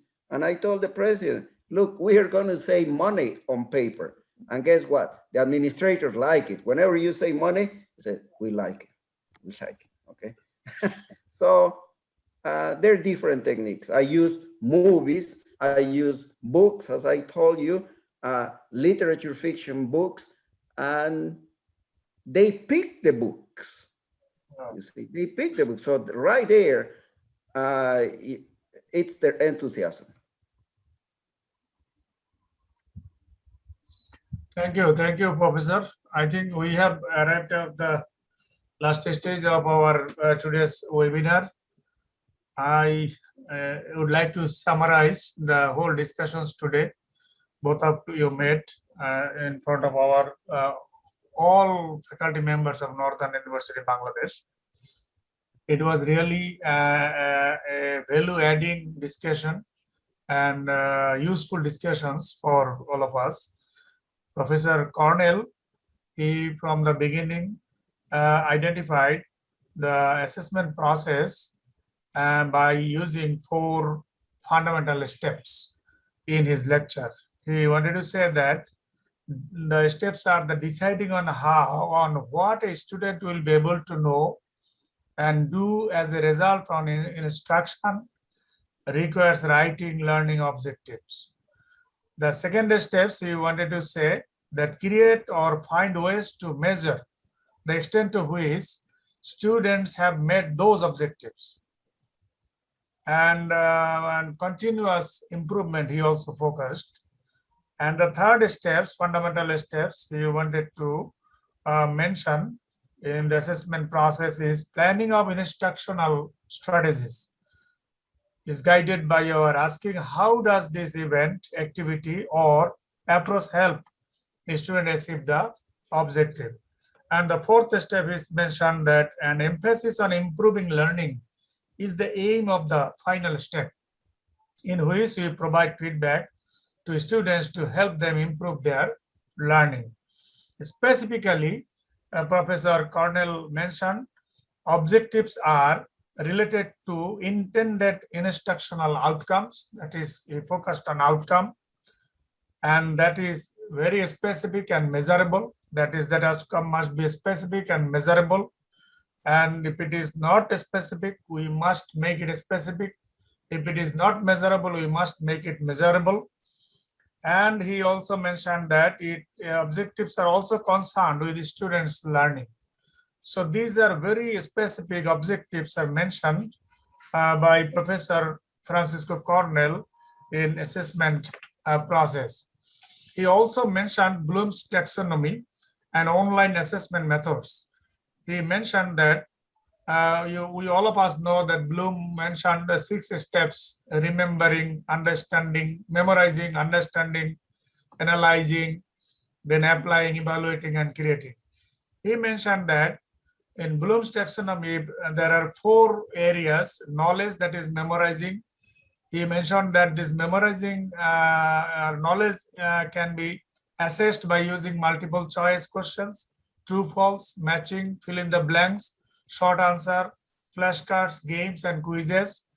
Comprehension skill, that means understanding skill can be assessed by using simulations, animations, and tutorials. Application skills can be assessed by multiple choice, short answer, essays, tutorials, simulations, games, case studies. And analysis or synthesis and evaluation can be assessed by using multiple choice questions, essays, projects, portfolio, simulations, presentation, paper, virtual lab, case studies, and so on. Professor Cornell also mentioned types of assessment. He mentioned 2 types of assessment can be used here: formative assessment and summative assessment.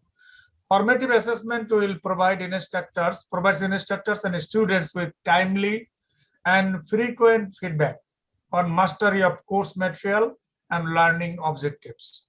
And summative assessment results are used to assign students grades and make comprehensive conclusions about mastery of course learning objectives.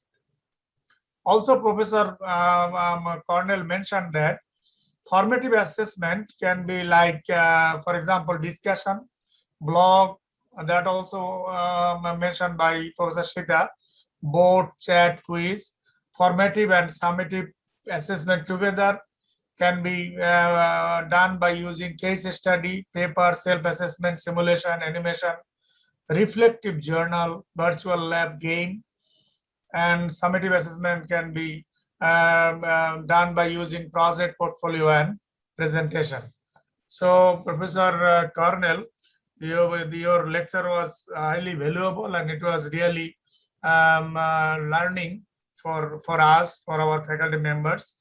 And I believe that this lecture will be useful for us for enhancing our assessment ability at Northern University, Bangladesh. Thank you, Professor Francisco Cornell, for attending this seminar, giving your valuable time and sharing your valuable experience with our colleagues with us. Thank you, sir. Professor Shita, he started saying that assessment is a crucial element to enhance our teaching quality. That is really, you are very correct. It is really a crucial element. If we are unable to assess correctly, then the whole thing will be destroyed. So it is a dual thing, not only teaching, it is also assessment. Both the things you mentioned, double duty of a faculty member, double duty. Not only teaching, a person can be a good teacher, but may not be a good evaluator, good assessor. But he must be a good teacher, at the same time must be good assessor or good evaluator. Students learning, Professor Shita also mentioned, the student learning depends on extent on how they think. What about their thinking, why they are here? So we can stimulate their thinking, and we can stimulate them to engage in class by introducing diversified activity-based assignments and projects. Professor Shita also mentioned that if we see from a student perspective, the student's demand is to get the grade and degree. But if you look at it from the teacher point of view, then it is double duty. That means grade and also learning. That means that faculty must give the fair grade to the students, must evaluate the students properly, at the same time must ensure that the students and learner really learn from this class, and it was really outcome based, and the objective was achieved by the faculty member. Professor Shita also answered some questions of why assessment. She mentioned that it has got multiple purposes, like providing feedback on learning. There are some students who want to know what about their performance they want to improve, what about their weakness. So if we can give the feedback, then they will be able to correct and they will learn. Then facilitating the improvement, we can facilitate the improvements of the students learning, and measuring the achievement, motivating learning, and maintaining the standards. So these are the few purposes mentioned by Professor Shita and purposes of assessment. Professor Shita also mentioned that to assess properly or perfectly, we need to design our task in such a way so that it will help us to assess properly and to assess as unbiasedly. She mentioned that design to ensure the outcome. So one of the purposes of designing task is to ensure the outcome, that is learning outcome, and develop cognitive skills. That means our task designing main purpose is to ensure or achieve the learning outcome and improve the cognitive skills of the students. She also mentioned Bloom's taxonomy, which is based on cognitive skills like memorizing, knowledge, understanding, there is comprehension, analyzing, applying. And she also mentioned that under intellectual abilities and skills are tested under comprehension part, and evaluating and synthesizing or creating. And Professor Shita also mentioned that online assessment techniques can be like MCQ. We can use MCQ in assessing online, or MRQ, that means multiple response questions, multiple choice questions. At the same time, multiple response questions we can use. Fill in the blanks, that was also mentioned by Professor Cornell. And true false, these are the matching questions, essay. These all are the similar issues mentioned by both the speakers today this evening. And also Professor Shita mentioned some assessment tools. That was really interesting, and I think it was built in LMS, Learning Management System, in University of Hyderabad. She mentioned that online marking and feedback. So by using LMS, then exam assessment software can be used. Then LMS and blocks and Google Docs can be used. Then YouTube, Google Docs, and peer assessment. These are the tools we can use in assessing our students. Professor Shita also gave some tips to our to the audience, that she mentioned that the educative assessment, that is formative feedback, that is immediate and specific and forward looking. So educative assessment, then formative online course, then summative online course, and additive assessment. So these are a few tips given by Professor Shita. She also mentioned that how to support our students' learning. So we must appear in front of our learners as mentor, as guide. That means we need to support them, because on the other end, we don't know what problems they are facing. That is why we need to help them. We need to support them, facilitate them, so that they can come up, they can come forward, and they can learn. So thank you, Professor Shita, for raising so many nice issues and valuable issues on online assessment in this pandemic situation. Thank you very much for giving your valuable thoughts and giving your valuable time with us, and sharing your experience. And with this, we can conclude by saying that we know that the COVID-19 forced us to move to distance teaching and learning. It also created important opportunities to propose more flexible learning possibilities, explore blended or hybrid learning system, but we need to adapt it. Online learning is not about one pedagogical model, but an aggregation of various models. So the former one we used was teacher-centric one, and the latter one, it is learner-centric. The online one is learner-centric. Therefore, even in the post-COVID-19 era, that means new normal situation, offline or conventional education models will not become obsolete. They will survive, I think. However, blended learning and assessment, that means combination of classroom and online modes, will be the norm in coming days. Institutions and faculty members will blend the two judiciously accordingly to the context and the content by solving the concerns of the stakeholders about the quality of education and assessment systems. With this, I would like to extend my thanks and appreciation again to this senior professor and research person for giving a long time with us and sharing your valuable experience with us. Thank you, sir and ma'am, very much for attending with us. So, Farzana, you can conclude. Thank you, sir. Thank you for your kind words. Dr. We are- Nasrul, As always. Dr. Nasrul, as always, you are bringing the best to anywhere where you go. And when you invited me, I couldn't say no. You are an outstanding researcher. You're a machine that publishes. I don't know how you do it. You probably don't sleep. And then you are a very able administrator, very, the French say, charmant. You're very nice. Thank you, Professor. Thank you very much for the compliments. Faculty, I was looking at the, well, that's why I asked the question to those particular people. And many of your faculty are outstanding. They have won the Holt Prize. They have won the different prizes in Bangladesh and all over the world. I think you are like the Stanford of Bangladesh. I recall a long time ago, Stanford went like that, and it's a private university. And I congratulate your faculty and through you.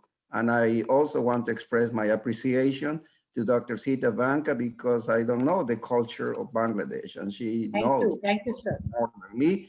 And she gave me some points, and I hope I haven't not broken any cultural issues with, with this presentation. Thank you. Thank you, Professor. Farzana, over to you. We are at the end part of our today's webinar. Heartfelt gratitude to our honorable resource persons. All the faculty members have participated in today's session, and all of us must agree that we have learned a lot from your valuable ideas. Thank you very much. Thank you to the honorable guests and those persons who actually make this event so successful. Special thanks to Dr. Faria Rabdi, who actually coordinate the overall webinar. Benazir Rahman, the honorable host, Abdullah Muhammad Ibrahim, Tausif Shafayat Ali, and the entire team of organizer. Me, Farzana Chaudhuri, wish you a very safe and prosperous life. Thank you once again. Goodbye. Thank you. Thank you, sir. Farzana. Now you can stop recording. We can have a photograph. My dear colleagues, can you please on your camera for a photograph purpose? Yes. Please. Yes, sir. Can we? Yeah, please on your camera. Okay, now we can see the face. Yes. Yes. Yeah.